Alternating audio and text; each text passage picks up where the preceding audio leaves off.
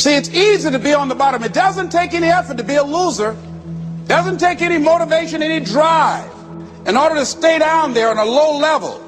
But it calls on everything in you, ladies and gentlemen. You have to harness your will to say, I'm going to challenge myself. Sometimes I have to pull myself out of bed and say, come on, Les. Things I know I should do, I don't do.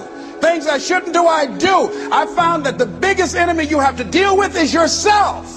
There's an old African proverb that says, if there's no enemy within, the enemy outside can do us no harm. You begin to look toward making this your decade, as you begin to look toward making your life different, as you begin to look at yourself, you've got to redefine yourself. Who are you right now? And who must you become in order to create what you want? What has to change about you? What is it that you're doing right now that would be a liability for you? As you begin to look toward the future and take inventory of yourself, what is it about you right now that you've got to leave this behind because this no longer fits? Looking at where you want to go and the kind of person that you must become, the kind of standards that you have for you, what is it that you must do differently? It makes sense unless you change your pattern, unless you change the way you're thinking, unless you change your behavior, you're going to continue to produce the results in your life. See, all of us are winners, but some of us are producing results that we don't want. And so all you have to do is look at your game plan, look at your strategy. How is it that you have been being? What is it that you've been doing to produce this? So you're the director, you're the producer, you're writing the script, you're the star of your life. And as you begin to look at your life, you can decide whether or not it's a smash or whether or not it's a flop. That's in your hands. Look at your life, look at where you want to go. Don't worry about your circumstances. Don't worry about your age. I have a friend who's up in age, over 70, and she wanted to build a multi-million-dollar complex. The name is Dr. Johnny Coleman. Lenders and bankers say, you can't do that, you're too old. She ignored them. That building now stands, ladies and gentlemen, a multi-million-dollar structure. But there are a lot of people who would have listened to that. There are a lot of people that would not have even gotten to that point. They would have talked themselves out of even going down to the bank to ask for it, because they've already said no to themselves. See, it's time now. If you want to make this your decade, you've got to start saying yes to your life. You've got to start saying yes to your dreams, yes to your unfolding future, yes to your potential, as opposed to saying no. See, 87% of our self-talk is negative. So you've got to make a conscious, deliberate, determined effort to say yes to your dreams. Why not? Why not me?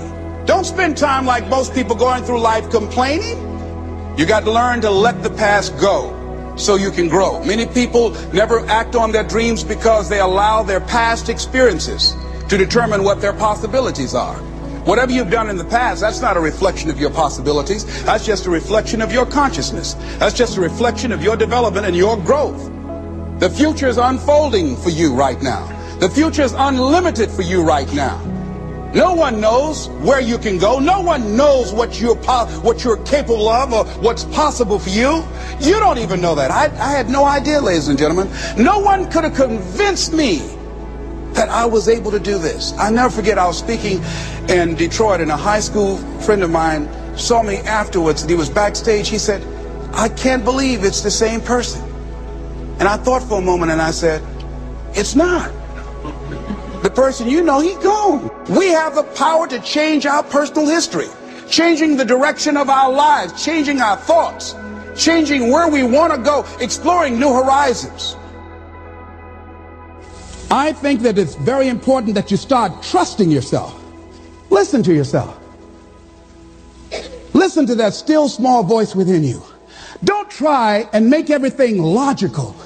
There are some things about life that defies logic, that you just can't explain. What to do if you want to make it today, keep your agreements.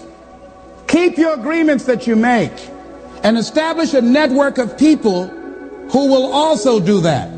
Establish a network of people in your life that you can count on, that will be there for you when you need them, and you be there for them.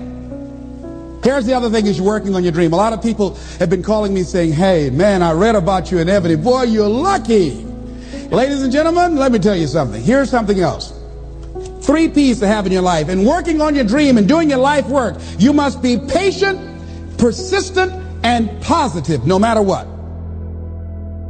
I used to be a door-to-door salesman. I had X number of TVs. I had a minimum amount that I knew I had to sell every day in order to provide for my mother, who was ill at the time, who had lost her job at the M&M cafeteria because of arthritis. And I said, I'm going to go door to door, and sometimes I would not come home until 1 o'clock at night, knocking on people's door, people closing. What do you want? Would you like to buy a nice working month's television set, no money down? No. What about an Emerson TV? No. Thank you very much. Do you know anybody else that would be interested? No. Thank you very kindly. Knock on another. Hello.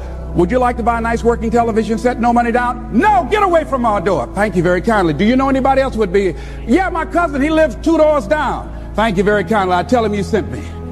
When I heard your cousin told me that you wanted to buy a television set, told me the consciousness. See, the universe responds to the man or woman that refuses